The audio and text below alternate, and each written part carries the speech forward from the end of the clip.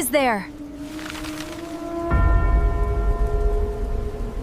Welcome back to The Explainer, everyone. Today, we are diving into a case that literally shook the entire nation of Japan.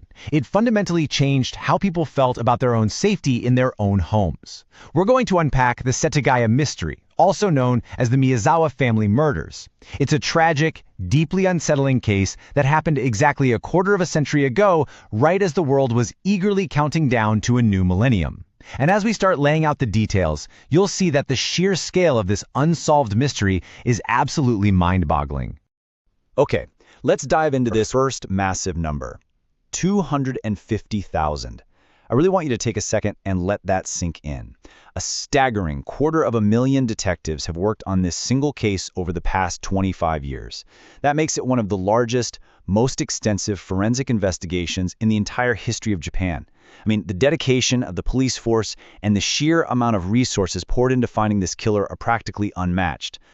But then, we hit the devastating contrast. Zero.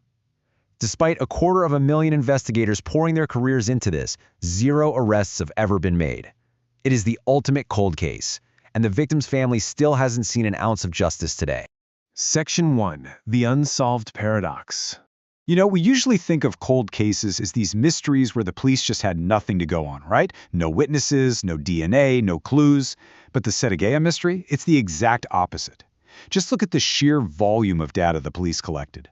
Over 13,000 anonymous tips came in. They plastered the country with more than 3,000 wanted posters. And crucially, they gathered thousands of pieces of DNA and physical evidence right from the crime scene. So this wasn't a crime with no clues. This was a crime with way too many clues that all inexplicably led straight to dead ends. It's a true mystery box that left detectives completely overwhelmed. Section 2. A Ghost Town Home. Let's talk about the victims. This was the Miyazawa family. 44-year-old Mikio, who created corporate brand images. His 41-year-old wife, Yasuko, who ran a local cram school. Their gifted 8-year-old daughter, Nina. And their 6-year-old son, Ray, who had a developmental disorder. They were just a typical, happy family, who had found what they thought was the perfect, peaceful home. Now let's look at the layout of this house, because understanding this multi-level structure is absolutely crucial to visualizing exactly how the killer moved that night.